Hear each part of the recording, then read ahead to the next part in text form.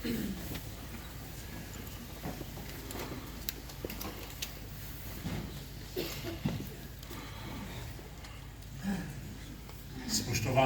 visoki gostje, dragi bratje in sestre,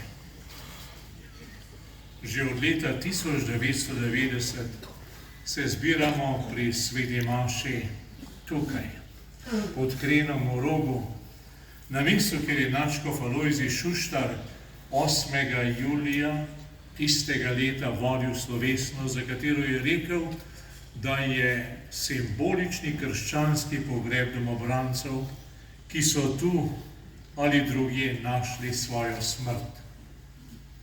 Vemo, da so našli svojo smrt pod Macesnovo gorico.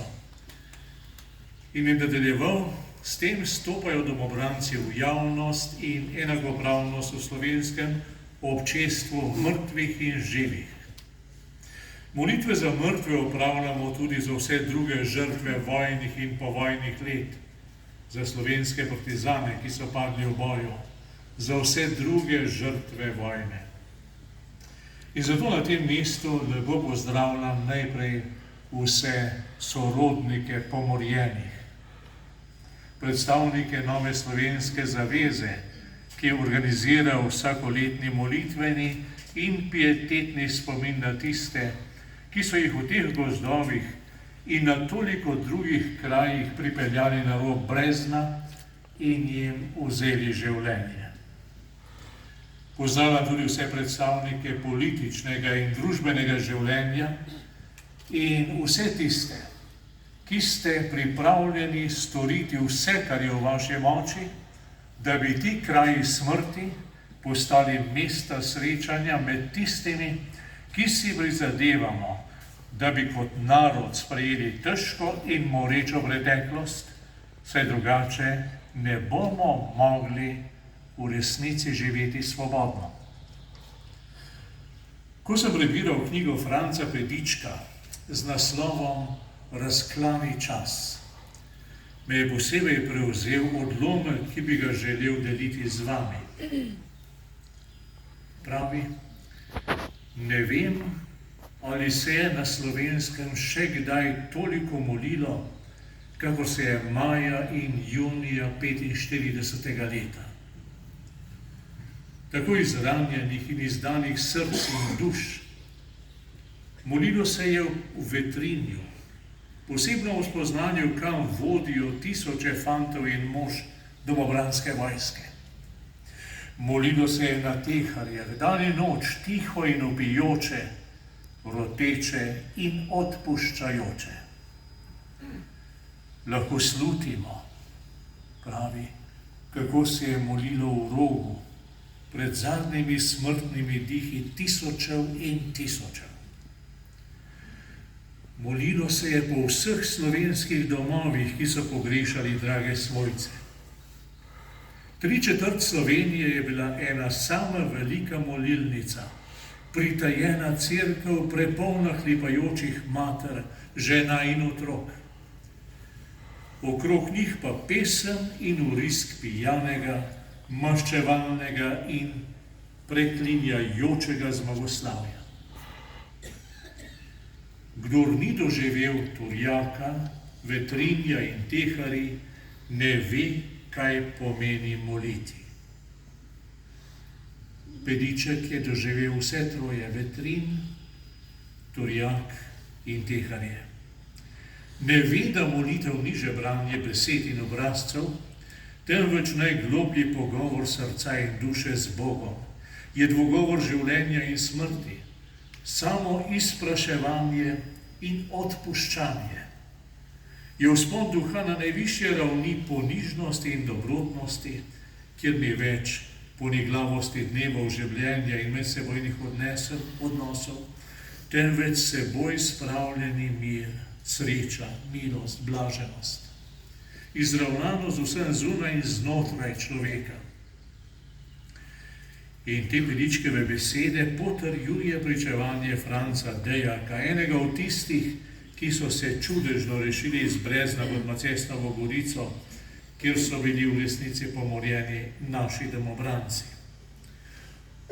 Ves dan sem gledal, pravi, kako so mrtvi in mnogi tudi še živi padali v jamo. Klicali so: Oče, odpusti jim, saj ne vedo, kaj delajo. Nekateri so glasno molili, drugi najbrž potihem. Vsi še živi pa smo se pripravljali na onostranstvo. Živih nas ni bilo ravno malo. Lahko rečem, da je polovica žrtev še živa padla v jamo. Nekateri so živeli le nekaj časa, drugi manj ranjeni, tudi več dni. In zato na tem mestu izredno močjo odmevajo besede preroka Ezekijela iz današnjega berila. Gospod me je peljal ven in me postavil v sredo doline, ki je bila polna kosti. Mi ne stojimo sredi doline. Mi stojimo v deželi, ki je polna kosti. Tudi nam je lahko postavljeno vprašanje, ali lahko te kosti oživijo. Pravzaprav, bratje in sestre, te kosti, ti ljudje nikoli niso zares umrli. Živeli so. Bili so tukaj in svojo prisotnostjo vznemirjali čas in prostor. Česa vsega niso storili, da bi ne samo ostali mrtvi, ampak da bi jih sploh ne bilo. V poročilih o delih v Brezno pod Macesnovo Gorico smo slišali, da so Brezno večkrat minirali. Pa ne samo tega. Da bi bili pomorjeni v tem in drugih breznih pokopani čim globlje, pokopani nepreklicno. In vrh tega je bil zaukazan molk, in če je kdo prekršil ta molk, je tudi sam stopil na pot pomorjenih. Veliko, zelo veliko otrok ni smelo izvedeti, kje so njihovi očetje, njihovi strici ali njihovi starejši bratje in sestre. Pa glejte, 3000 kubičnih metrov skal, ki so jih zrušili na Brezno pometanje, je bilo premalo, da bi storilci mirno živeli in mirno spali. Ves mehanizem zastraševanja in prisilnega molka ni mogel opravičiti zločina. Zato je bilo potrebno vse tisoče in tisoče pomorjenih oblatiti kot narodne izdajalce. Vseh 3000 kubičnih metrov skal in zemlje je bilo izkopanih in kosti teh ljudi čakajo na človeka vreden pokop. Primež zaukazanega molka se je razblinil in prej tihe misli, ki so jih včasih ljudje skrivali še sami pred sabo, da jih ne bi slišala nepoklicana ušesa, se danes izgovarjajo na glas in so zapisane v knjigah, ki jih je vedno več, in so podkrepljene s pričevanji in z dokumenti. Čaka pa nas še dvoje težkih, morda najtežjih dejanj.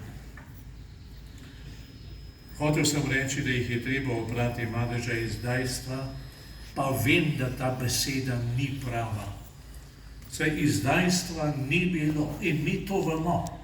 Izdajstva ni bilo. Ožigosanje s tem dejanjem je služilo istemu namenu kot miniranje Brezan in molk. Prikriti so morali zločin.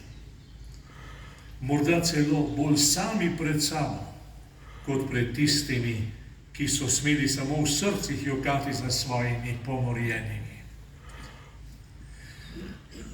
Kot narod bomo morali priznati, da se je morija začela preden so ljudje, ki so noč za nočjo trepetali za življenje, sklenili, da ne bodo dovolili, da jih ustrahujejo, da jim ropajo imetje in da jih morijo. Je lahko izdajalec nekdo, ki brani svojo ženo in otroke, ki brani domačijo? Fabrice Džač, francoski filozof, ki se je rodil judovskim staršem tunizijskega porekla, potem pa je postal katoličan, je zapisal nekako takole, po spominu navaja. Jezus v evangeliju pravi, tistemu, ki te udari po enem licu, nastavi še drugo. In nadaljuje, to je mogoče in sprejemljivo, dokler gre zame, za moje lice, za moje življenje. Kadar pa kdo ogroža mojo ženo in moje otroke, pa nimam pravice, da jih ne bi varoval in branil, da napadalca ne bi ustavil. In prav to so počeli tisti, ki se jih danes spominjamo in zanje molimo. Močne so besede papeža Frančiška, resnica je neločljiva spremljevalka pravičnosti in usmiljenja. Vse tri skupaj so bistvene za utrjevanje miru. Po drugi strani pa vsaka preprečuje drugi, da bi se spridila. Resnica dejansko ne sme voditi v maščevanje, temveč k spravi in odpuščanju. Resnica je povedati družinam, ki se utapljajo v žalosti, kaj se je zgodilo z njihovimi izgoljivimi sorodniki. Vsako nasilje, kaj šele tako množično nasilje, kakor ga je doživel naš narod, je rana na mesu človeštva. Vsaka nasilna smrt zmanjša našo človečnost. In koliko je bilo tukaj nasilnih smrti? Preveč. Veliko preveč. Čisto vsaka posebej preveč. In zakaj? V imenu revolucije in prevzema oblasti in velikega ropa. Danes ljudje kaj hitro podležejo skušnjavi, tudi nam vedno znova govorijo, naj tako storimo, da bi se obrnili stran in rekli, že veliko časa je minilo, treba je gledati naprej. Za Božjo voljo, pravi papež, nekaj. Brez spomina ne moremo naprej, brez celovitega in čistega spomina ni rasti. Spodbujeni smo, naj ne bežimo pred resnico, kajti slej ali prej nas bo resnica ujela. Laž ima tudi v naši modrosti kratke noge in resnica jo vedno dohiti. Ne triumfira. Kot je rekel Zorko Simčič, vendar njeni nasprotniki propadajo. Kdaj bomo mi kot narod, predvsem pa odgovorni v naši državi, stopili pred vse te pomorjene, pred vse te kosti, če uporabim besedo Ezekijela, in jim zaklicali, bratje in sestre, pridite ven. Pridite ven iz Brezna, iz Stankovskih jarkov, pridite ven iz rudniških jaškov in vseh skritih krajev, kamor so vas odvrgli. Pridite ven izpod razstreljenih kamnov in izpod tovarniških odplak. Predvsem pa pridite ven izpod vseh tistih besed, s katerimi so hoteli umazati vaša življenja in vašo ljubezen do svojih in do domovine. Dokler bomo molčali pred samopašnostjo posameznikov, ki se postavljajo na človečnost in pravico, toliko časa bodo lepe besede zvenele v prazno. Šele, ko bomo zanje našli primerno mesto za pokop in skupaj z večino, sem prepričan, da je to na ljubljanskih Žalah, toliko časa jih naš narod ne bo sprejel v svojo sredo. Takrat bomo dejansko stopili na pot sprave in prihodnosti, ko jih bomo kot narod sprejeli v svojo sredo. Žiga Turk je v knjigi Prazniki zapisal, ko so Izraelci bežali iz Egipta, so seboj nosili kosti Jožefa, prvega vodje Izraelcev v Egiptu. Pot Izraelcev iz Egipta je hkrati tudi njegov pogrebni sprevod, da bi bil pokopan v domači zemlji. Kot moramo mi še pokopati svoje žrtve revolucije, pa še nimamo obljubljene dežele, kjer bi to lahko storili, ker je tukaj še vedno deloma Egipt.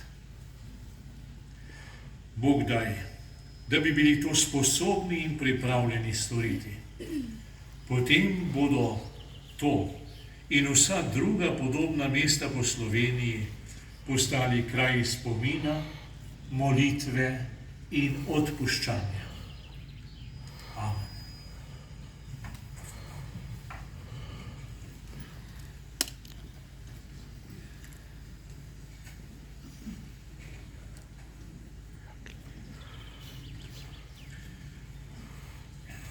Dragi bratje in sestre, v živi zavesti občestva svetih, da smo vsi živi in rajni, združeni v svetem duhu, v eno družino, z vsem zaupanjem prosimo zdaj trojedinega Boga za vse rajne.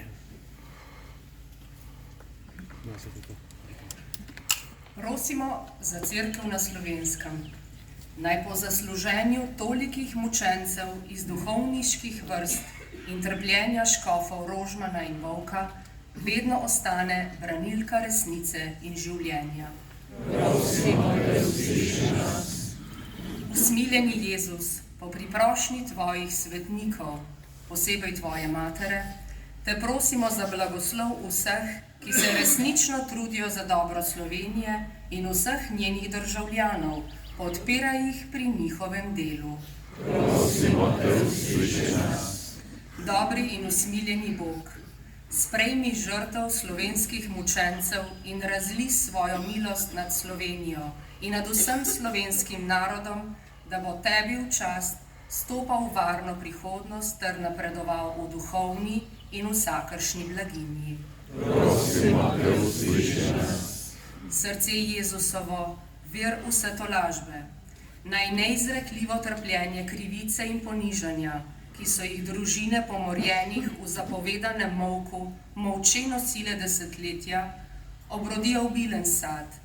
Blagoslovi naše družine, da bodo odprte za življenje, naj iz njih izidejo tudi novi duhovni poklici. Prosimo, da usliši nas.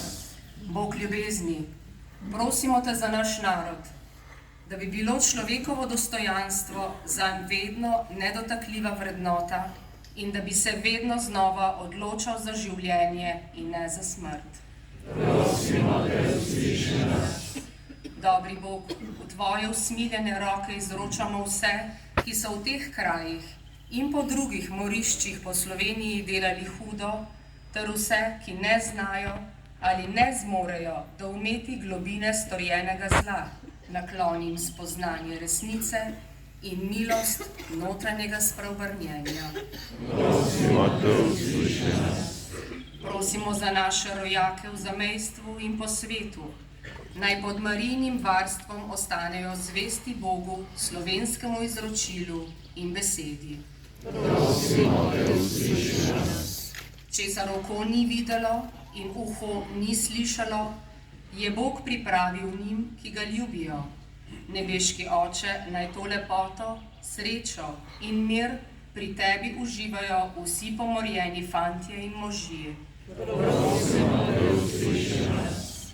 Prosimo za vse nepokopane in prekopane, za vse žrtve vojne in revolucije, za vse žrtve vojne v Ukrajini in povsod po svetu, naj najdejo Božji mir. Prosimo, da usliši nas.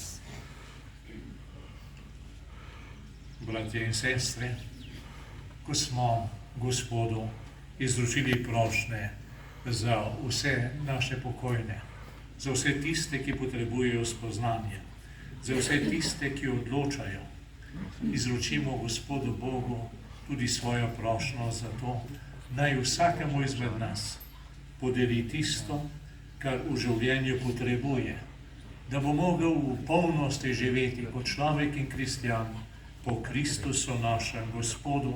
Amen.